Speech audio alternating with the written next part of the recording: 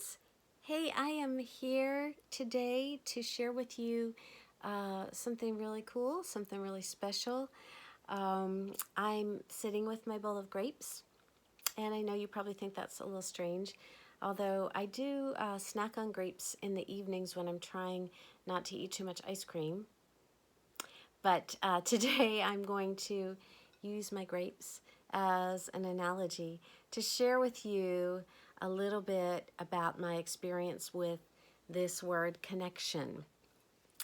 Just this month on the Orange Chase, I wrote a piece called Connections, and in it I defined, or rather the dictionary defined, connection as a relationship in which a person or a thing or an idea is linked or associated with something else.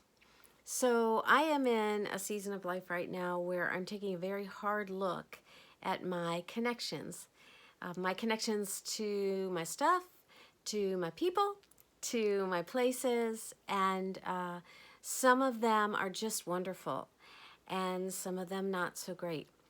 So I just wanted to talk with you about the idea of connection, but I want to share with you an experience of mine that has to do with grapes. So, a few years back, my husband and I were just really fortunate to be able to travel to Chile, and we visited several amazing, amazing vineyards there. And I was just fascinated by the whole science of winemaking, but even more so by the dedication to cultivating this relationship, this connection between the grapevine and the branch and the grapes. I just noticed a few things. I noticed that they planted incredibly beautiful flowers and herbs. I mean, there was like lavender and roses all around these grapevines because these plants would attract the insects and the pests that could damage the grapevines. I also noticed that the growers would go to great lengths to protect these vines. So whether it was protecting them from frost or heat, they would just work tirelessly because they know that if the grapevine is damaged and the branch is damaged, then the fruit will be damaged, and really their life source, their livelihood could be damaged. So I noticed those two things, right? The beautiful things around them, the way that they tirelessly protected them, and then the very best part, the llamas. There were llamas there, and the llamas would go all around the vineyard and eat up the weeds. And I just thought, I mean, they were adorable. Like, who would not want llamas in your backyard eating up your weeds? I mean, like, I do personally. So here it is early spring, and on our property we actually have a wild grapevine, but it's not at its peak of growing season or bearing fruit at this time of the year. But yesterday I did take a trip down to our creek, took a walk down there, and got us a branch from the grapevine, which is really not very impressive, but it has those little tendrils that then the grapes would be on, sort of like this, right? And I was thinking that my grapes can, they're no longer attached, right? They're no longer attached to this. So they can nourish me, and I can enjoy their refreshing yumminess for a few days, for a short time. But you know, after a few days in the fridge, they're going to get moldy, they're going to shrivel, they're going to dry up. And that is because that the source of the nutrients and the life of the fruit is in the vine. And the connection between the two is imperative.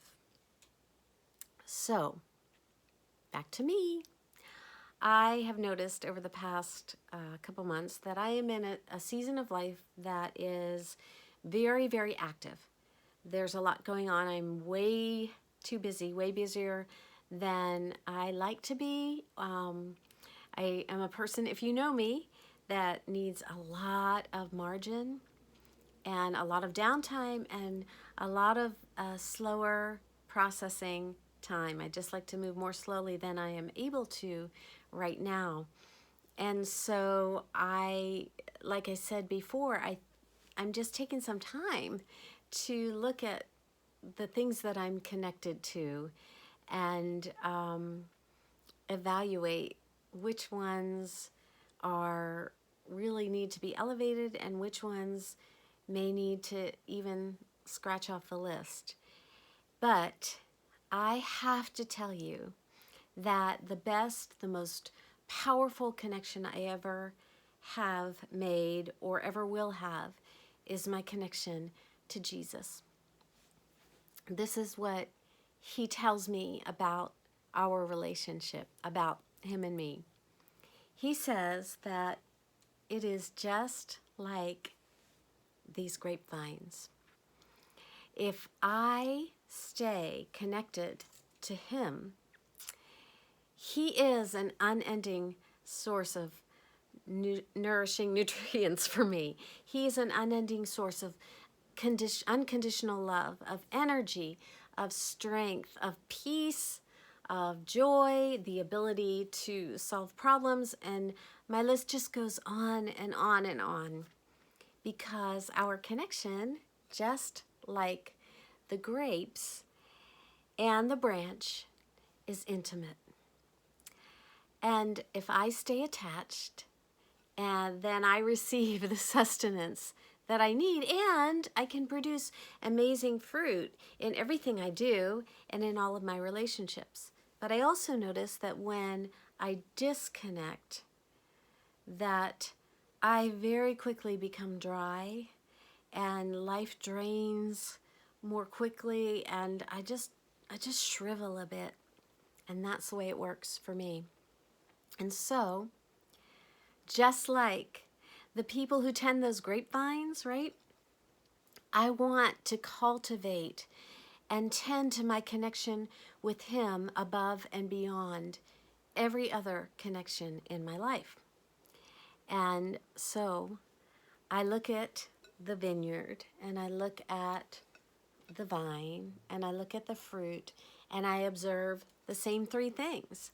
One, I want to plant beauty all around my connection with Jesus, just the way I saw beauty all around those grapevines. And what I mean by that is I want to keep in front of me gratitude and thankfulness.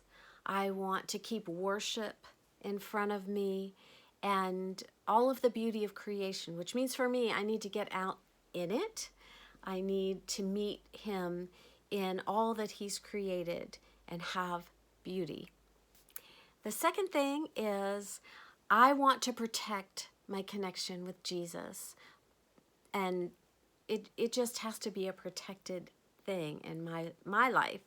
And how I do that is by prioritizing my time with him, my time in his amazing and exciting word, just really creating a space, a cushion of space in my life that's just for he and I.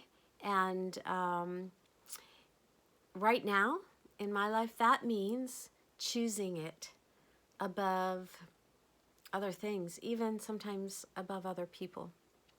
And the third thing is I want llamas. I want some beautiful llama friends who are committed to showing me the weeds and helping me to pull them out. And they encourage me when I'm down. They remind me of what's true, and they call me up to a higher faith. So, I just have to leave you with this. This is so awesome from the Word of God. This is what Jesus says to us in John chapter 15. You might even want to close your eyes so that it sinks in because it's so good. He says this, "Live with me. Make your home in me, just as I do in you. In the same way that the branch can't bear grapes by itself, but only by being joined to the vine, you can't bear fruit unless you're joined to me. I am the vine, you are the branches. And when you're joined with me and I with you, the relation intimate and organic, the harvest is sure to be abundant. Did you hear that? The harvest is sure to be abundant, but separated, you can't produce a thing. So, that's my story. How about you? Maybe you've never thought about this before, and I hope you're curious. Or maybe you thought you knew about Jesus, but you're not sure you really know him. And I have to tell you, those are two very, very different things. Knowing about him is not knowing him. Or maybe you've already made some decisions about God that you might be questioning just a little bit right now. Wherever you are, I welcome you, my sweet friends, and Jesus does too. So, please reach out to me with your thoughts and questions, and let's share a bowl of grapes and continue the conversation. Have an amazing day and an amazing spring. Bye-bye. Love you guys.